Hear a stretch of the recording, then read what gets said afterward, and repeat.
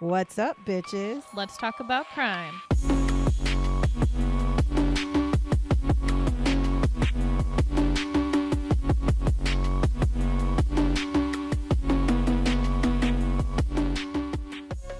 What's up, bitches? Hello.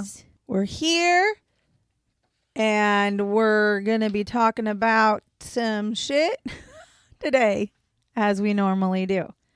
By shit, I mean a spooky thing, not a crime. Well, crimes probably did happen. I'll be honest, but we will be talking about that. The other thing I wanted to tell you is, you know how you added me to, or you gave me that Facebook group link? Mm-hmm. Okay, I feel like I'm vindicated. This group makes me feel vindicated in a lot of the things that I said. I know we always talk about Brian Koberger, but I just have to say, somebody just brought up two things. One person was like, does anybody else feel like something's missing from the Idaho 4 murder? Yeah, personally, I think it's a whole other fucking person. I don't think it's, I think he was definitely part of it. I definitely do. No, but I think there were two people. Somebody just said on that thing that, and I don't know if it's true because again, these are what people are claiming. Somebody had actually just claimed recently that Brian Koberger's defense attorneys claimed that there were two people. I just saw that too. And they said that the evidence of the death proves that there two. Had to have been two. And is that not what we've been saying since the beginning? Well, because remember, one of the first things he said when he got arrested was, "Do you have somebody else for who this else, or who else has been arrested, or do you have another suspect or something? Whatever." Yeah. No, he said, "Who else has been arrested?" Yeah. Or am I the first one or something? So it vindicates me because I sit here this whole time. I've been sitting here going, there's something wrong with this story. I'm not saying that Brian Koberger did not do it. What I'm saying is that I've never felt that he's the only person. Right, I agree. I've felt that way since the crime started. Me too. Well, especially details of how gruesome it was too. I was like, there's no fucking way he's the only one. Well, the time frame. The time frame is the other part because I'm sitting here going, it like that the whole much in crime that short took of a time like 15 for minutes. one person with four people. Right. It took at like two different levels of the house as well. It took like 15 minutes from the minute he walked in till the minute he left to kill four people. It just doesn't seem possible to me. And one of the other things that I saw was it said that one of them was not sleeping as they had previously stated. They could tell by the fact that there were footprints in the blood and stuff. They think that she had fought for her life. So he also basically had to chase one of them. So it was like, yeah, I agree. I think that there was definitely more than one. My big thing is, but why wouldn't he say it? Right. Yeah. Especially because he's never getting out of prison. Right. So in my, but maybe that's why, right? Like for him, maybe it's like he would have tried to pin somebody else had he gotten the death penalty, but there's got to be, I mean, if there's two people that committed the crime, why would he go to prison for the rest of his life and protect? But then again, why do criminals do what the fuck they do? Anyways, we're not going to be talking about true crime today, so I had to get a little bit of true crime in before we started. Before we started this thing, again, compliments to Sierra for this one. You guys might start getting a lot of ones that I She's told you though, sending me videos and TikToks and Facebooks, and I'm like, okay. Hold on. The ones that I've sent you though, is that the group you're already a part of? Because if you're a part of that group, then I'm gonna stop sending them to you because they'll end up You'll end up seeing them, or do you want me to just keep sending them? Just keep sending them to me because I don't go on Facebook very much. Actually, I've pretty much boycotted Facebook. I'll be honest, I don't even look at the crime. If I click on it, like the see more, because you know how it's like a little snippet. If I click see more and it's like a giant fucking thing, I just send it to you. I don't even know what it is. So I don't pretty much don't really use Facebook very much anymore, and so see, I'm old school. I still use Facebook. No, a it's lot. not that I'm not old school. It's not that I'm old school. I just don't. Facebook has changed to where my feed. It's really weird. My feed is full of nothing but ads and people I don't follow. Mm-hmm. And I'm constantly getting like, hey, this might be somebody you'd want to follow. And it's none of the people I use. My Facebook is for people I know. And so I just kind of stopped using Facebook because I'm like, listen, if I can't see what my friends are posting, why the fuck am I bothering? Right. So I really don't pay attention to Facebook. So when you send them through Messenger, it gives me something to look into. But this story actually comes from TikTok. It was something that you sent me on TikTok, which... Again, I send you so much, I don't even know. I appreciate it because I have to do the research and sometimes my brain can't... my brain has a hard time figuring out what we're going to talk about and then researching it. For Fatal Blend, I have a book of serial killers that I just... Fatal Blend is serial killers. Well, and I randomly pick a serial killer out of my 300 serial killers that I can choose from. So I always just pick one and start researching. It's different for the true crime stuff. So, compliments to you, Sierra. Thank you. This week, we are talking about the Northern State Hospital. Bum, bum, bum. I think I do remember sending you this one. But I literally, again, that's one that I literally just sent it. I had no idea. I genuinely had no idea about it. So, the Northern State Hospital is in Sedro-Woolley, Washington. Now, if you don't remember, we've told you guys before that we live in Washington State. So, it's very cool, interesting to do something that is located in our state. Now, the Northern State Hospital was actually built as a second facility to house those who were found insane by the court of law. So the whole point of the Northern State Hospital being built, it was in addition to one of the already current mental institutes for people who were put there by court law. Not necessarily criminals, people who were deemed insane. So we're going to start with the background. So in 1909, it began as an extension of the Western State Hospital at you know what? I'm from Washington. I was not born and raised in Washington, though, so I really fuck the names up here all the time. Steilacoom, I think is how it's pronounced. I'm actually not sure, and I'm not going to Google and find out because I'll probably forget how to say it anyways. So the Western State Hospital, they were originally going to expand that hospital. Now, the Western State Hospital was, at the time, one of the only facilities in Washington State for people who were deemed insane by the court of law. And it had gotten so full to capacity and such that they were like, ooh, we need to add on. Well, when they decided they were going to add on to this hospital, they realized that the soil surrounding the building was not good for building on. So they were kind of like, okay, well, we can't build onto here. And they started looking around and they ended up finding this property they found a property in Sedro-Woolley, and they're like, okay, well, this might work. So they get the property and they decide we're going to build a facility, but it's like a second facility to the Western State Hospital. That's what it was supposed to be for.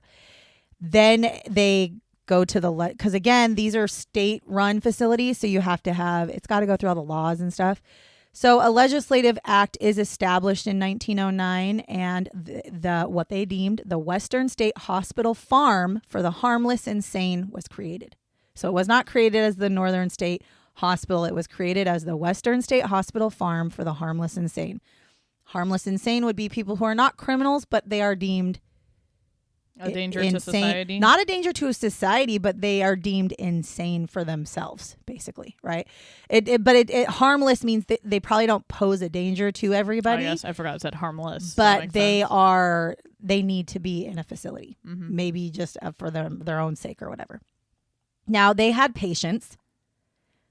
First, from the get-go, this should have been a red flag. This should have been a red flag. So they have a company come in and they clear out. It is 700 acres. And they have a logging company come in and clear out a shit ton of that 700 acres from trees. Because if you don't know, pretty much all of Washington State is nothing but evergreen trees. And so this is no different. And they have this company come in and clear out all the trees. But when they clear out the trees, what do they leave? They leave all the stumps, right? So you can't build until the stumps are removed. So they thought that it would be a good idea to have some of the patients from the Western State Hospital assist in removing the stumps. So that should have been the first red flag that maybe something wasn't quite right with this facility. Now, the facility does end up having 700 acres total of farmland. This included a dairy plant, a water reservoir, a lumber mill, a quarry, its own sewer system, a steam plant, a greenhouse, a canning facility, a gymnasium, a bakery, and of course, buildings for the wards and the staff members. It's huge. The property... That sounds like a whole town. It's basically like its own town. It really is basically like... Because they built those things in different time frames. Like every decade, they were adding on new things, right? So they start out by building a facility for just the people to live in. Then they end up adding... the cannery. Then they end up adding the kitchen. Then they so that it was over years that they did this. Now, in 1910, 101 patients arrived from the Western State Hospital. Now, those people arrived and they had to help continue clearing the land and creating temporary buildings for them to stay in.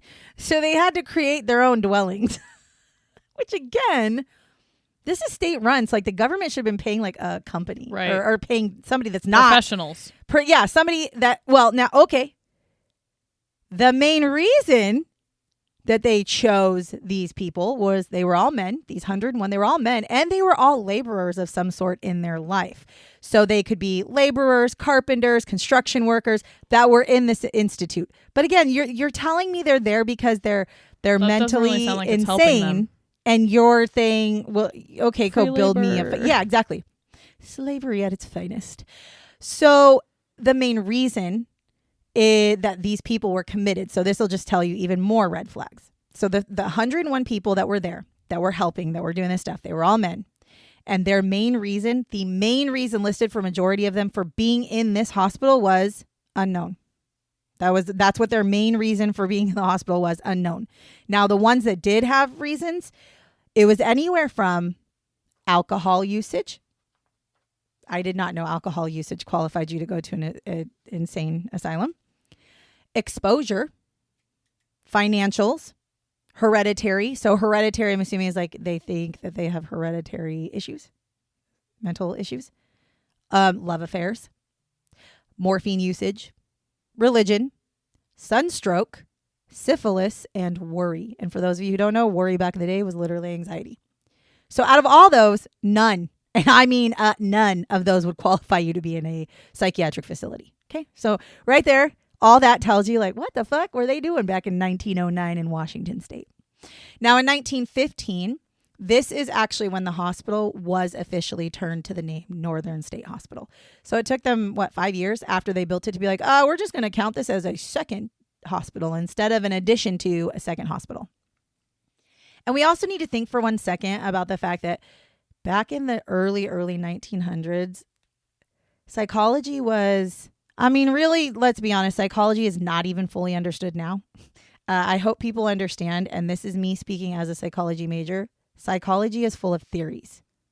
It's scientific. It's like scientific, like in science. It's a theory. The things that they come up with, everything that they teach you is everything's a theory, which means it can change. They change. This is why like Freudisms are not really... used anymore, because Freud had ideas and theories of what psychology was, but they changed. So we got to remember that back in the early 1900s, while psychology was a thing, it was not well known. And so I'm thinking probably there was not as much mental health issues as like maybe what we currently have, to where 2 full state psychiatric facilities would be full. Right. I feel like that's a lot. And so for me, I'm kind of like, yeah. And then you read what they're in there for and you're like, yeah, because not one of those was actually a psychiatric thing that they would have had to be in a facility for. But they had different views back in the early 1900s. So in 1920, remember, this is the second state hospital for mental health, basically for those deemed insane, not criminally insane, just insane by a court. There were 1,000 patients in that hospital that had been committed at one time, like all together. Now, some of those were still currently sitting in the hospital. Some of them had been allowed to be paroled or had been allowed to leave.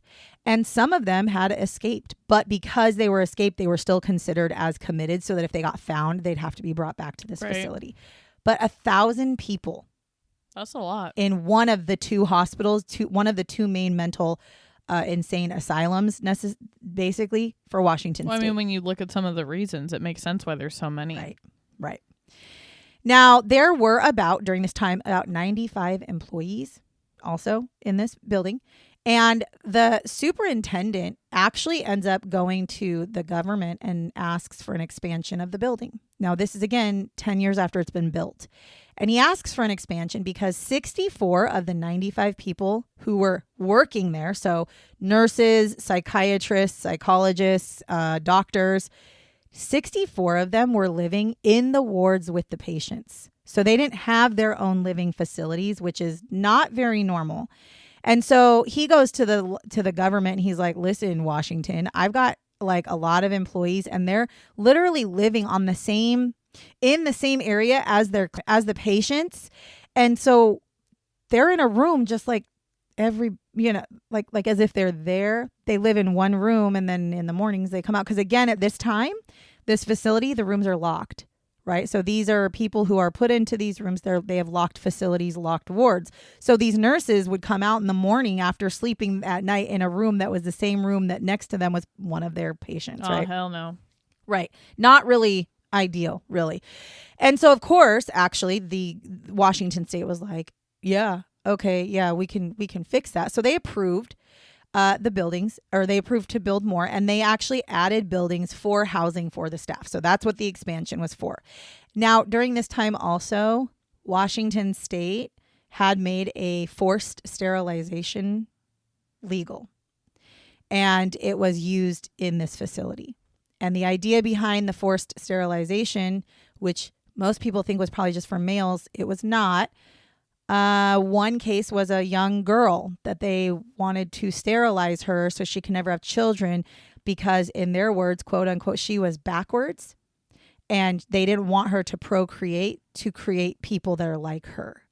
So they literally would take in some people, and if they deemed that they were not quote unquote normal enough, they could sterilize them to not have children. Again, all these things, we're only 10 years into it, and this is where we're at, okay? Now, in the 1930s, this brought on even more expansion to the property because, again, more people are showing up. They are adding even more new homes for staff, and now they've added nursing students from UW, University of Washington. So now they have, it kind of reminded me of your college. I'm not going to lie. That's what it sounds like. They add homes where nursing students would one semester at a time come in and live, because they would be able to in reality, like do clinicals. That's honestly what it was like, where they'd get to go in and work at the psychiatric facility. Which I think is still part of a nurse's I don't think that's a bad thing at all. I don't think it's a bad thing. I think it's a really smart. It helps them, because part of the clinical rotations, not only for the knowledge and learning, but also most of the time people find their specialty, what they're nursing department they want to go into. And these people that were doing nursing, they were literally going into nursing for psychiatric help. So it was just a matter of where were you going to work, right? They also added 4 new wards. And a ward is where people stayed. So they added 4 new wards or buildings that they were going to be adding patients to. They also added some more clinical facilities, and they offered more medical services as well. So they did a whole heap of stuff because, again, the enrollment's getting bigger. I say enrollment like it's a school. It's not. Now, the therapy that was used at this time during the 1930s, which I must note was before they used any sort of psychiatric medications. Okay, so it was different kinds of therapies. Well, they'd start by using hydrotherapy. Now, hydrotherapy is when you soak individuals in tubs or showers. Really, most of the time, it's a tub for long, extended periods of time. Now, when I say soak, I'm not saying you get into a fucking bath for 45 minutes and be like, relax. I'm saying they put you in a tub of water. They alternate between hot and cold water for hours, 2 hours of you sitting in a tub. And they felt this was a good therapeutic treatment for whatever ailments they felt that it was. Have you seen, I know you've seen, what is the show on Netflix? Ratched. Thank you. They do that in Love Ratched. That show. First of all, Netflix, if you're hearing this, where the fuck is my next season? Y'all said that shit was coming out, and it's been years. So Ratched. Love that show. Love that her. show. Oh, so good. Is a representation. Literally 100%. A representation. When you were talking about the soaks, I instantly knew. I like that show. Yes, that is what came to mind. Yes. So if you've ever seen that show, if you haven't, highly fucking recommend. And by the way, I want to note really quick that these are not abnormal for psychiatric facilities at the time. It's not like Washington State did some shit that was crazy. This is any psychiatric facility time frame in the United States was doing the same type of thing, right? But I'm just letting you know what this one was doing. They also did work therapy and occupational workshops. So work therapy and occupational workshops is just literally putting them to work in different aspects. And actually, for those of you who don't think it's real, occupational therapy is still a thing. Going to work sometimes is therapeutic as fuck, depending on who you are. Now, both of these occupational and work therapies were, a lot of the times they would work on the farm. That, you know how they had a farmland? That would make sense. They worked on a farm to the point where, by the way, the farm was really successful. They had an award-winning cattle, like big cattle, award-winning cattle. So like they would go and work on the farm. They'd work on tractors. They'd take care of the animals, which can be very therapeutic. They would also sometimes work in mattress factories, blacksmith shops, carpenter shops, shoe shops, basket factories. They would sew, they would cook, and they would can, like in the cannery, because they had a cannery on the facility. Now, these were all meant as a way to keep the patients occupied, but it was also to help fund the hospital, because a lot of the things that they would make, especially like sewing wise, they would sell or auction off. But business wise, it is a smart right. move. I'm not gonna lie. It's true, because you got to also remember at this time, they were not charging people to be there. Right. So they're getting only their funding from the government, and if the state, like kill if two Washington, birds with one stone. Right, it's a way to help. And also, I need to note this: it all sounds real sketch as fuck. I understand, but at the time, it was a beautiful facility. They had like people come in and specially landscape it, and the architecture was like Spanish style. It was when you look at what it looked like, you're like, whoa! It wasn't a scary place. It was really pretty, and the inside was even more pristine and clean and beautiful. So to upkeep that, they would do things with the farm, obviously, but then the patients would be doing things, and they would, sell what the patients were doing, which I don't know how I feel about that necessarily, because it's like, I still feel like it's like free labor type stuff. Like you're making them work for you and then you get the profit off of them. But that's what they did back then. That's just what they did. The other therapy that they did at this time was called insulin coma therapy.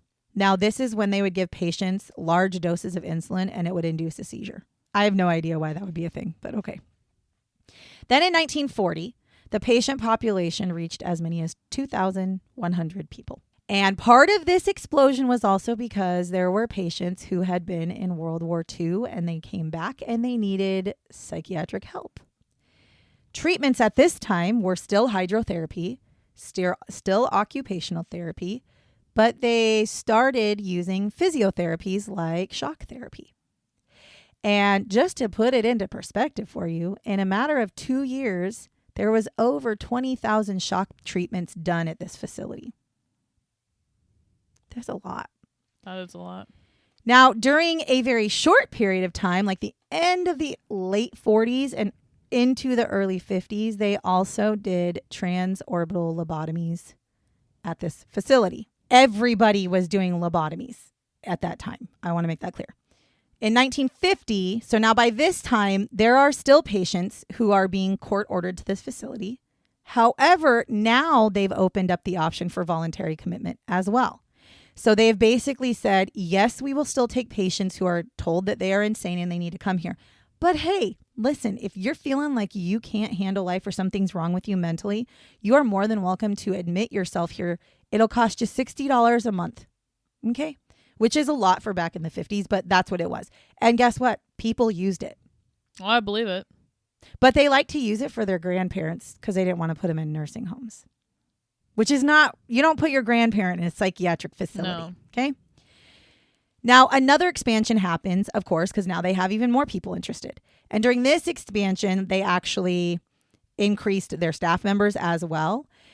And they created a new, more modern kitchen area, new dining area. They had new wells being dug because they need better water and more water. And they had an expansion of the commissary area too, because again, now we're dealing with more people. Hydrotherapy is also discontinued during the late 50s. So now they're not doing hydrotherapy anymore. They're pretty much focusing on occupational therapy and shock therapy. Now in the 60s, this is when the psychiatric drugs start coming into play, right? So now in psychology, they've realized that there's drugs out there that can help people in certain ways. So they start using those a lot more at this facility.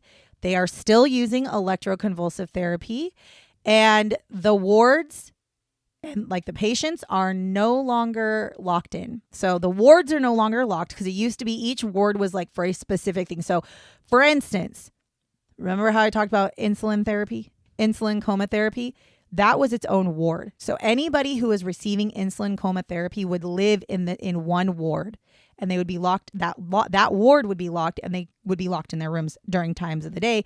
But at all days, their wards were locked. They couldn't intermingle between the rest of the facility. That's how it was until the 60s. Then in the 60s, they decided to unlock the wards. Okay. So not only did they unlock the wards and let people intermingle, they also stopped the men and women being separated. So originally men would be in multiple wards. Women would be in other wards, but they had specific gender like wards. They allowed them to intermingle. So now nobody was put anywhere specifically based on gender. It was more based off treatments, and diagnosis is where you would live. And you were allowed to freely walk around the whole entire facility if you wanted to.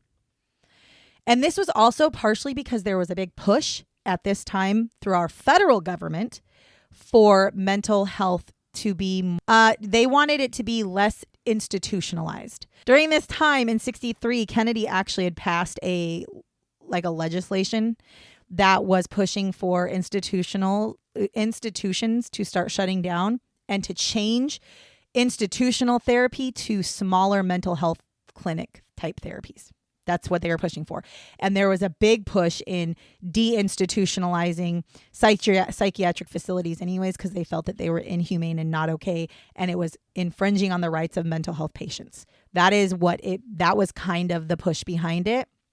So they were trying to turn these facilities into more of a less institutionalized and more something that would be have a little more freedoms. Now, the patient population at this time was about 1,100. So they still had 1,100 people living within this facility that were patients. Patients, that's a lot. Partially, this was due, again, because the government is already trying to kind of lessen. So they're pulling people from these facilities and putting them into smaller, more manageable facilities.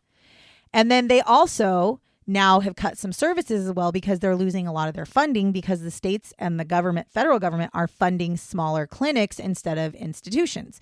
So they had to take things away, like they no longer did dental exams on the patients. They didn't offer immunizations, and they ended up selling off their award-winning cattle to continue to make ends meet. That's how much money they've been losing now because the government's slowly kind of backing away from institutions. By 1970, there's only about 700 patients left inside of this facility. They begin to discuss closing this facility, and it was kind of between the decreasing number of patients and, again, the big push for deinstitutionalization was huge at this point. The idea of closing the facility does actually lead to protests within the Sedro-Woolley area because that was literally one of the main employers for that area. A lot of people in that area, that's where they worked. And so they were like, well, no, don't take away our means to be able to live. They decide to close anyways. They shut down the facility in September of 1973, and they send the remaining patients to either Western State Hospital, Eastern State Hospital, or local nursing homes. Now, why would you send people to local nursing homes? Because they were old people. Because they were older people that were put there voluntarily by their family members because that's what they felt you had to do. I don't understand that. Now, I do want to note, we need to remember that during the time that I just talked about, some of the therapies that were being used are deemed as inhumane, experimentative, and cruel. Now they are deemed that. But a lot of the therapies that were used back then, they were widely used across the United States. Specifically, I'm talking lobotomies. Lobotomies are the most dumb thing I've ever heard of in my entire life. But I am somebody who is born and raised in the I was born in the late 1900s, and I've lived my life, and I went to school in our psychology classes and therapies and all the shit that I learned. And it was like, yeah, no. Nobody now looks back and goes, oh, yeah, lobotomies were a good idea. But at the time, psychology was still fairly new. And they were trying to find ways to cure people of mental health disorders. Well, what is one of the big things that has been known for a very long time about mental health is that it is your brain. It all stems around your brain. And so a specific doctor or psychologist or whatever, he is the one who invented lobotomies. If you don't know what a lobotomy is, they basically put a hole, kind of like drill a hole into your skull, and then they take this thing and they kind of poke your brain. And what they thought they were doing was poking the parts of your brain based off of depending on what your mental health issue was, that decided where they would push on your brain. And they felt like pushing on your brain, they could like trigger it to do something. That's not how that works. And it actually makes a lot of people die afterwards. There was also quite a few people, most people were left completely not lifeless as in they couldn't move, but they had zero personalities. A lot of them could no longer feel emotions. Some of them could not move because you're hitting parts of the brain that control those things. So the most common one that they would do would be through your eye, kind of. And it's gross, but they would basically pound an ice pick through your eye, through like the front corner of your eye, because it would go around your eye socket, go into your brain. But for anybody who doesn't know, the thing that's right there behind that is your frontal lobe. And your frontal lobe is in charge of what? Emotions. And you're damaging their, yes. So I want to make it very clear that things like that, the hydrotherapies and electroshock therapy, those are all things that they were widely used. And they were widely used because we didn't understand how the brain works. Again, psychology is theories. It's all theories. It's always theories.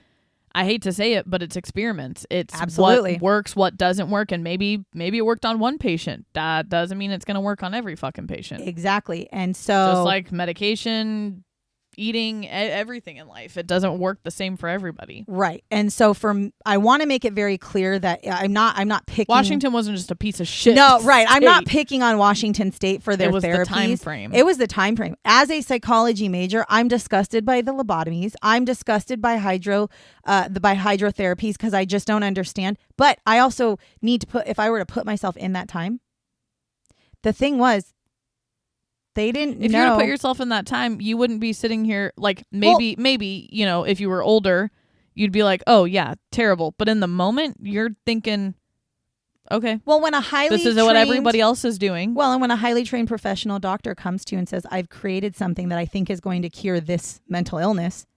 Yeah. You're going to want to believe try it. And then he says stuff like, sometimes it doesn't work. Well, he, by the way, did get his licensing stripped from him because he ended up killing a patient one time. And when they really started to look at his research, they realized that it never worked. like it never worked. So lobotomies were a very short time frame that they had them, but they did do them. Now, I also want to make it clear that electroshock therapy is still used today. However, it's been renamed to electroconvulsive therapy, also known as ECTs. And it's different. It's different. That's what I was going to say. It was back then. I have a coworker who does it. So shock therapies are much milder than what they were back then, and it's shorter intervals of shocking. And it is specifically, and the type of shock, I'm sure, is different too. It is specifically for specific mental health issues. It's not like they just go, let's try it. Like they have documented proof that electroconvulsive therapy works on specific types of mental health issues. And it's not always going to work, but it's not like they're going to look at somebody with we'll just say anxiety and go, yep, let's try electro. It's not like that. We know way more. We know more. And we don't know everything about the brain, but we know more about the brain and testing on it. We will never know, and I hope people understand this, we will never know 100% about the brain because our brain is so full of subconscious and unconscious thoughts. Our conscious thoughts are like only, what did they say, 10% of our brain? Yeah. So we'll never know the true ramifications of what our brain is capable of, which is why I needed to make it very important and very clear to know that as we go through the world, and this is just a side note to everybody in the world, just because something is said today about mental health therapy, therapeutic help, or whatever you want to say, does not mean 5 years from now that's going to still apply. It's ever changing and evolving because therapy is exactly what we've said since the beginning of this. It is theories, and theories are disproven all the time. That's literally the whole entire point of you observe, you see, and if you see things that are different, you change the theories as you go. So that's what's going on with these mental hospitals is when they first opened them, they would put people in them that they felt They didn't know what to do with them. And then these people inside the hospitals would do therapies that they had felt at the time they would see it work on people. And so then they felt that that was good. Now, that's not to say they didn't misuse, because I definitely know that a lot of mental health psychiatric facilities misused and abused their patients. And this hospital is no different. So I'm letting you know. This is no different. And I do think that psychiatric facilities through time have been used as experimental playgrounds for psychology and for psychologists who didn't know for sure if what their theories or their things were going to work. So they would do experiments on people. And I want to go on record and say that I learned that, and I'm highly disgusted by that. And actually, most people I know in the psychology field are absolutely appalled by it. That's really not the way psychology works anymore. So I wanted to make that all very clear. But we are not here for a history lesson, right? I'm sure that you're all like, this is totally not fucking what I came for. But I had to give you the background so you can understand where the fuck we're coming from. We are here because it has been reported that this facility is haunted. And this facility has been deemed one of the worst psychiatric facilities in the history of Washington. Now, most of the people that were admitted into the facility were not actually ever suffering from severe mental health issues, deeming them to be put into a facility. Most of the people in this facility were rebellious teenagers who were put there like by their parents, right? When they started to do voluntary. Depressed people. Depressed people shouldn't be in a psychiatric facility. Women going through menopause. Now, I will point out, it makes me giggle, but I will point out that back in the day, I don't think they knew what the fuck menopause was. So when a woman goes through menopause, listen, I don't know what it is yet, but I'm being told and I'm being talked to about it because I'm getting into my perimenopause years. But I've been told that like women in full stage menopause are like fucking feel like they're going crazy. They can be 1 minute super nice to you, the next minute want to rip your fucking head off.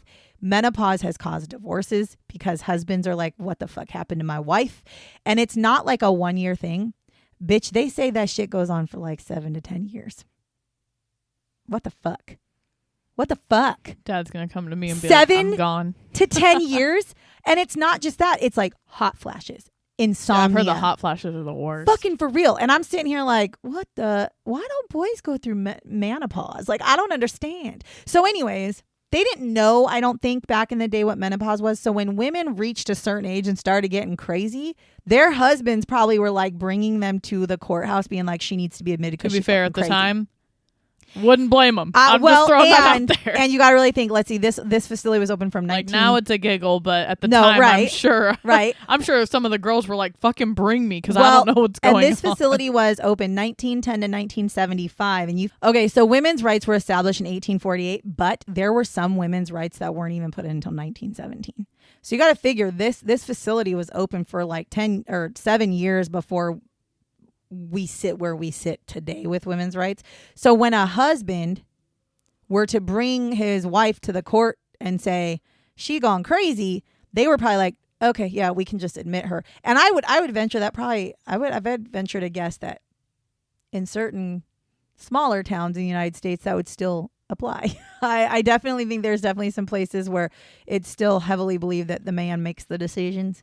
And so I think that would definitely be something. But regardless, the point is, I could see women going through menopause. I could see why you might want somebody committed for that, but it's not a mental health disorder. And alcoholics.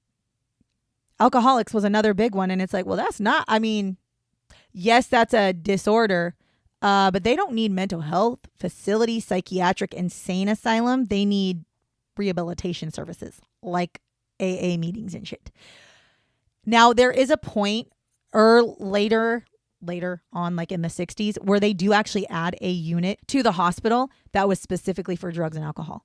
Because, I mean, 60s and 70s, that's where all the drugs and alcohol really kicked in, right? So they did end up adding that, and then they took it away after a while. But those were most of the people who were actually committed into this facility. Now, there have been reports that some of the things happening in this hospital also were experimentations through a government program known as MK Ultra. And this was actually an illegal experimentation that they would do to identify drugs that could be used to alter human behavior. So they would literally take the psychiatric facility patients and administer psychedelic psychiatric drugs and monitor what they would do, like LSD. They would inject them with fucking LSD or have them take LSD tablets and find out what it did to them. Not because they were helping them, but because they were getting a government fucking funded check to find out what these drugs could do to people, which is disgusting. Because I say all the time, our government is corrupt, always has been corrupt. We're just really good at pretending like we aren't. Currently, what is left of the facility, there is actually quite a few of the buildings have been torn down as it sits right now, and it is abandoned and it is off limits to the public. There have been reports of parts of the facility had also been used for Job Corps. Could you imagine that if you went to Job Corps and you were in this fucking psych facility? Holy shit. Or how about they created a drug rehabilitation center there for a while? That just, no. Not in a haunted ass motherfucking hospital, okay? And by the way, this hospital looks exactly what you're thinking.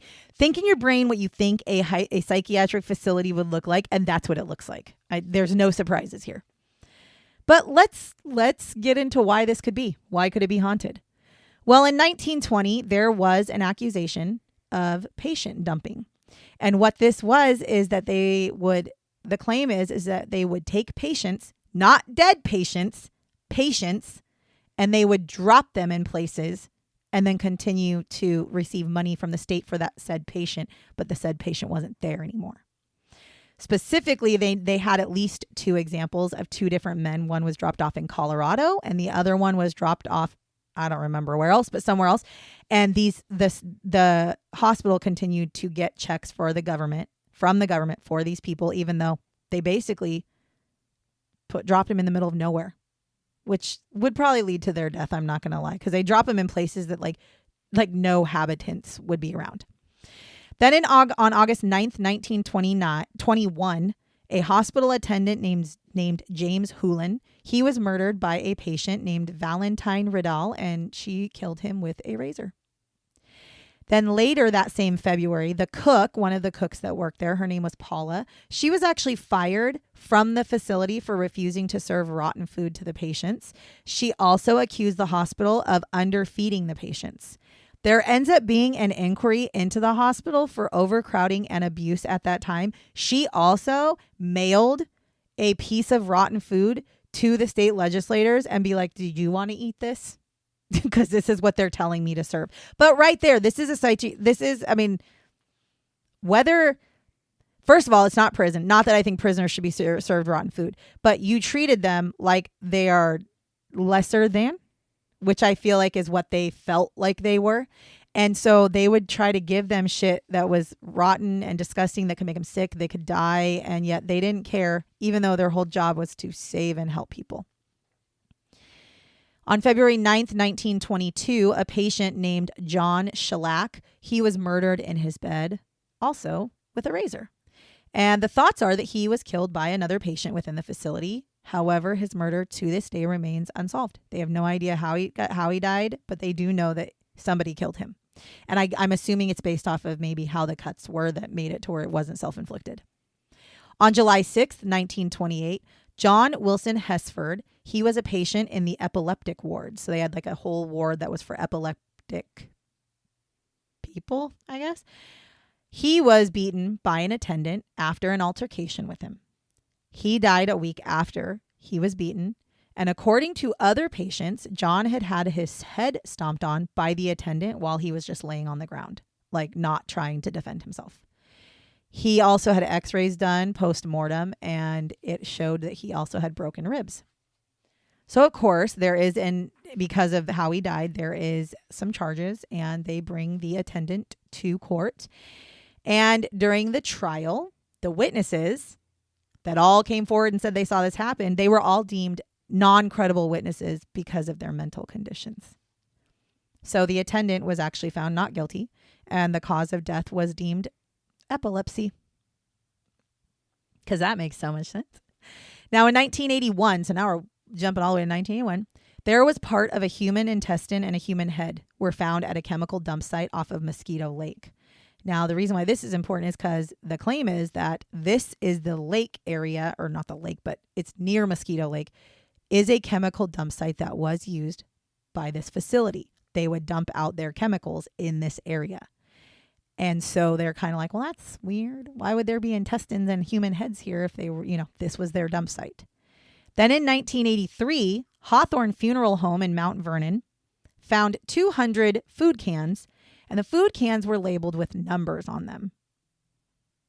They open the cans and they find that the cans contain ashes.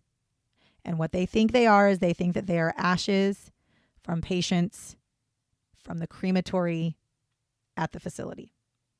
Because they also had a cannery. Holy hell. And the patient, because the numbers on the cans match patient numbers in their logs. So there's that. Now, in 1995, it is said that the United States Department of Energy discovered that between 1954 to 1958, radiation experiments were conducted on patients at the hospital. In one specific experiment, iron 55 was injected into the veins of 24 patients at 100 micro, I don't know what the fucking doses are, microliters or whatever. And they were monitored, and they did this over like a couple of months. That's nothing to do with psychologically helping people. Now, there are 1,487 bodies buried on the grounds of this facility. This does not include those who were cremated, which is an estimated 900. And this also does not include the bodies that were donated to University of Washington for research and cadavers. Now, why would the place be haunted? That's like that right there. That's over 2,000 people that died in this facility. Now, people. Yeah, but think about it. You also, and I'm not discounting what they did, but they also had a bunch of the old folks that were coming in. Yes. So a good port. I'm not saying it is, but no, a good you're part right. of those could be a lot of the old people dying 100%. from being in this fucking facility. Yes. As a matter of fact, there was a story that I read though, and it's a sad story, but it was a Seattle Times that was called The Lost Patients, the Lost Patients, and it literally follows this woman who found out that her great-grandmother she had believed her great-grandmother was put into the facility. And she was last seen alive in 1925. And there's a picture of her standing on a platform waiting to get on a train. And the thought was that she was being put into this asylum. Well, she had children and stuff. Well, they had been looking and trying to find, she was trying to figure out what happened to her because they knew that she had gone there, but then there's no records of her dying. No records of her dying. Nobody knew if she died or not. And so, which by the way, the facility claimed that when somebody would die in their facility, in their, during their stay there, that they would contact the families and the families would have the option to claim the bodies or not. If they were unclaimed, they would either go to University of Washington for research purposes, science purposes, or they would be buried. Well, what she found after doing her research is that her great-grandmother was there for like 3 years and died after being only there for only 3 years. And then she had said that nobody in her family ever knew. They never even tried to contact to say, oh, she died. Would you like to pick up her body? There is a graveyard still right now at the facility. The problem is they have headstones, but they were like rocks, and they've all kind of sunken over the years. And so there's a man who actually continues to go to that graveyard, and he tries to find the headstones and digs them up, not digs up the headstone, but digs the grass up around it so people can see. And then they finally, I think it was 2023, they finally released, which I don't know why the fuck it took this long, the records of who was recorded on being there that has patient numbers, names. And now they can take that record and they can match, because the headstones that they created for the people who died are just numbers. So now they can take that and find the numbers, and their whole goal is to find out all the people who died there and contact their distant relatives and let them know their family member died, because apparently they weren't doing that. There are reports and claims from what I read that most people who went to this facility did not leave. Okay, so that's what it sounds like. It really does sound like that. So people who have been to this building, these are some things that they have reported happening. There's cold spots.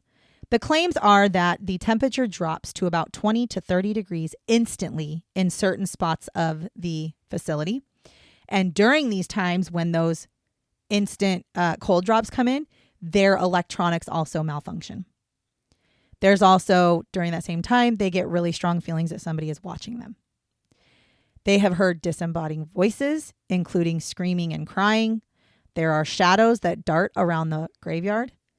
They also see shadows within the corridors and peeking through broken windows. And it is said that the shadows are not see-through. They are like solid shadows, like you can't see through them. So they say things like, people who have seen them have said, it's not like the light tricking you. It's like a fucking solid black, dark shadow. Some have also seen what they described as patients wearing what they would have worn in their time period, which I believe because of the fucking Alcatraz thing. I totally believe if you're going to see a ghost, you might actually see one that's dressed like they might have been when they were there. They said oftentimes these people that they have seen, they are roaming the halls and they appear confused. And sometimes they will be aggressive, like they'll appear to be aggressive, and they will scream and like throw objects at people. Now, there have been full body apparitions photographed near the tuberculosis unit and the admin building on the property. Full body apparitions, not just like a little bit of here, like people. There have also been reports of physical contact as well. People have claimed that they have been pushed, grabbed, scratched. They've had their hair pulled. They've had their clothes tugged. And it's specifically in the areas where the patients lived is where people have had these interactions. There have also been investigators who have gone to the area with EVP or with the EVP thing, and they've captured recordings of voices demanding that they leave. Now, the most encountered ghost is a young girl with a red ball, and she is seen with a man like chasing her throughout the halls. And they've been seen, both of them, running through the halls of the building. And the little girl has also been seen at the graveyard. Now, another famous ghost is also what is deemed the nurse in white. She is a female in an old-fashioned nurse uniform that walks through the corridors, carrying a tray with medical supplies on it. She's most often seen in Building 205, which is the former medical wing of the facility. And the local legend says that this is a nurse who died at the facility under suspicious circumstances in the 1940s. There's also a little girl. I'm sorry. When I was doing this research, I was getting tingly and fucking freaked out. I'm not going to lie. And I'll tell you why at the end.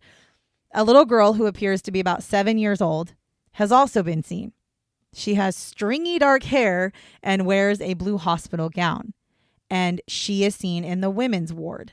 Now, she is heard giggling and running in the hallway. Well, that sounds like The Grudge. That's what I said. Somebody just literally watched The Grudge and was like, we're just going to say she's there. Well, if it was one person, I'd agree, but it's multiple. This is not just one person. Maybe that's where they got the Grudge idea from. Maybe. Now, records show that the belief is that this is actually Mary Catherine Hansen. Now, Mary Catherine Hansen was admitted into the hospital in 1923 at the age of 6 years old with developmental disabilities. Again, fucking problem. She died 2 years after being there. She was only there for 2 years, so she died at the age of 8 years old from pneumonia and malnutrition. So she had pneumonia. And because of the fact that she was malnourished, her body could not fight it, and she died. There's also an aggressive ghost that haunts the maximum security ward. Now, while the hospital was open, I'm not talking about right now, I'm talking about like when the hospital was still open, like in the 60s and 70s, there were workers that actually claimed to feel an unwanted presence in that maximum security ward. They also had reports of being pushed down the stairs by something. So multiple people who had worked in the ward said that they were shoved down the stairs at some point by something, and they weren't sure what it was. Now, the belief is that this is John Baxter Williams. Now, John Baxter Williams was a patient from 1958, and he was a violent schizophrenic who regularly assaulted the staff members. He died while being restrained by orderlies in 1962. There's also a ghost of Dr. Harold Edwards that has also been reported. Now, Dr. Harold Edwards is seen walking with his medical bag through the halls And he also walks through walls. Now, the walls he walks through, if you were to look at what the hospital looked like during the early times before they started building all the other shit, he would be walking through where doors would have been. So the walls that he walks through when he was alive would have actually been a doorway.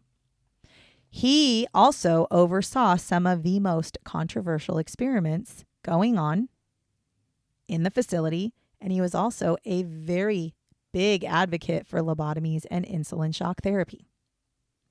Some people claim they think that he haunts the building because he has guilt over the patients that he hurt and killed while they were under his watch. Now, Building 208 seems to be the most actively haunted place on the facility, and this actually was the tuberculosis ward. Because you also that makes sense. Well, I was going to say, we also have to remember that this facility was open for so long that they dealt with World War II issues. They dealt with plague type things, like when tuberculosis went crazy and started killing a lot of people. They would deal with that, and they ended up having a whole tuberculosis unit because of tuberculosis. I bet you most places that had TB units are probably pretty haunted. Oh, probably. Now, over 300 patients died in this ward between 1920 and 1960. Now, there has been reported by people who have gone into this ward that they have an overwhelming feeling of suffocation and they have a hard time breathing, and that shadow figures will appear more frequently in this area. Now, you are not allowed to visit this hospital. It is privately owned and it has no trespassing signs everywhere. There are no tours. There are no organized events ever at this facility. Now, the claims of people seeing and feeling the ghosts that I just read to you, that is because people sneak onto the property. That is because people go at night. They go during the day. It's also in an area that you and I could go. You and I could go there because surrounding this area is like a hiking national forest type area. You can literally walk right around it. You can actually walk on the graveyard because it's not the fence does not surround that. It's not part of the building, right? You can see the building, and there are pieces of the buildings that you can see that you can walk up to. However, a lot of the buildings are starting to fall down. You do not want to go in any of the buildings, but there are specific areas that are completely off limits to the public. You are not allowed to go there, and it is stressed very much so. And if you do, you will be caught because they have security cameras like crazy. You will be prosecuted for trespassing. And they even have people that they have hired for security, right? So some of the people who have reported some of these sightings are people who work security for there too. So it's not just like random ass people. There's also, I don't remember because I forgot to write it down, but one of the ghost hunting shows went there to film an episode. They went in illegally and they went to go in. Well, they end up getting caught and they have to stop filming because the police are called, and they do end up stopping filming. However, they did say there was so much fucking haunted activity there that it was like almost spooky. Like not spooky, but like it was almost scary because it was like we weren't even all the way in the building and we had so much shit already happening. So there's that part. Now, in 2010, the site has now been added to the National Register of Historic Places, so also meaning you can't like tear it down. And it is currently owned by what is known as SWIFT, which is Cedro Woolley Innovation of Tomorrow. And this is they've kind of turned part of the facility into a mix of business and research. It's like a campus between business and research for the Port of Skagit County. Now, it is in the process of developing it, supposedly. They are. Here's the thing. In my opinion, when you take that much measure to make sure nobody comes on your property, there's a lot more there than you want to talk about. When you have a company who comes in and buys it, but the company is there for the county and not personal, and you're not allowing people to come and see the facility, or I don't know, turning it into a museum, because there is a museum about the county. There's something you're hiding. The fact that you have a lot of claims against this facility and nobody's allowed to fact check you, that's a problem.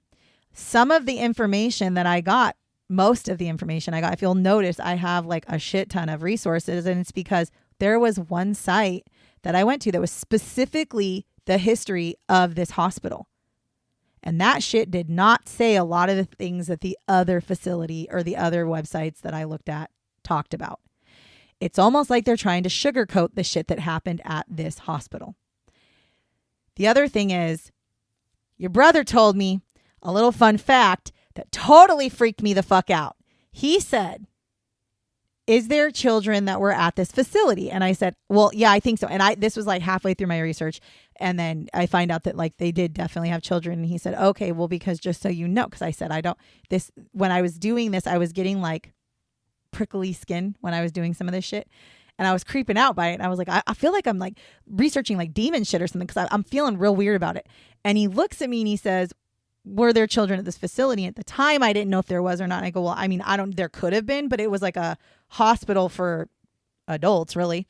And he said, okay. He said, well, because in like the world of paranormal, the thought process is if there's children as ghosts, they're demons, because children don't live as ghosts, because ghosts are in purgatory and children are innocent and they're not going to live in purgatory. And that fucking freaked me out. Because now I'm over here like, okay. Red ball. That's the one. He even said that. He was like, that's creepy. And then when I told him about the other little girl with the stringy ass hair, he said, well, I mean, it could be. And then when I said she's giggling and running through halls, he goes, nope, it's a demon. Like, that's your brother's view. And now I'm freaked out about it because I said, I don't do demon shit, because demon shit's going to come through the fucking screen. And now it's going to come through this microphone to your ears. So y'all are fucked too. Don't worry. When you go to bed and Oreo stands up on her hind legs and starts walking towards you, just run out the house. But I'm saying, in my mind, I don't know why they're not. And it's not like just one person has never wanted anybody there.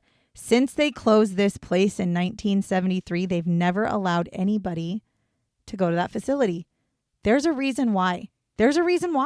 When you block out the public like that, and make it to where you're going to fucking, like, there's a reason why. And I think a lot of bad things happened at this hospital. I think it was definitely used for experiments that should have never, ever seen the light of day. And I definitely think it's haunted.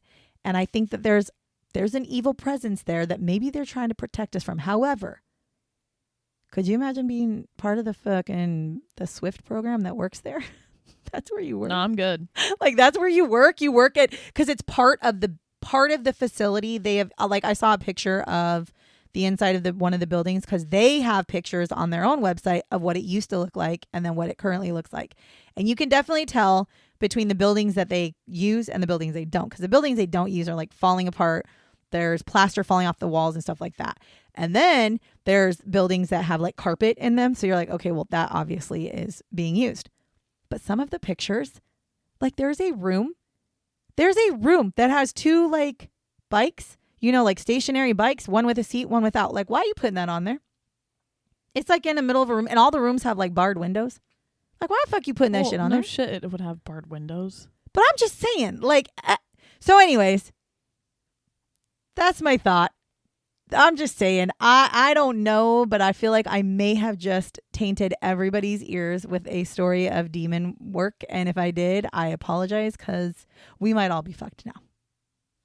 So I just want to let you guys know that I wanted to be very honest and open about it, because I really, even when I was repeating the story and telling you guys about it, my fucking arms get goosebumps. And I don't know why, because I don't normally get goosebumps for what I'm talking about. Like, that's not normally what I do, but this story about the Northern State Hospital really fucking gives me the heebie-jeebie creepies. And I don't know why. I think psychiatric facilities in general do, insane asylums do. But this one, I think it's just the fact that you're not allowed to even go there. And if you do, they have fucking cameras everywhere. And if you try to get in there, they'd be up your asshole like in 5 minutes. And the neighbors, the people who live around it, will automatically call the cops if they see you there. Fucking snitches. Why? Because you guys are hiding some fucking crazy shit there. Maybe you're trying to protect the world, but I don't think people are that nice. So that's the story of the Northern State Hospital.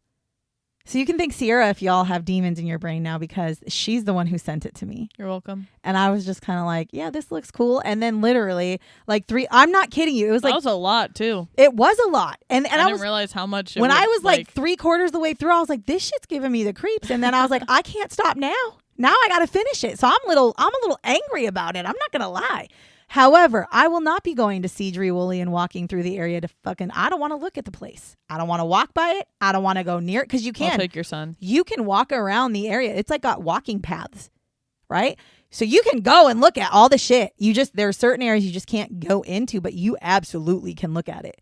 And I'm like, yeah, I'm good. I already feel like I've been possessed by demons by doing this episode. So I'm not going there to make sure that I see the fucking girl with the red ball with the man chasing her. No, thank you. Or the stringy haired fucking, no, thank you. No, thank you. I can't even watch the movies like The Grudge. That girl creeps me out the most. And when you said that shit hurt my heart to my butt. Literally, my heart went to my butt and I almost died. So not happening again. Because if you're the... No, don't do it. Don't do it. Don't do it. I get scared. I get scared as fuck. There was one time in our house, not that you guys need to know the story necessarily, but there was one time in our house, because it's a split level.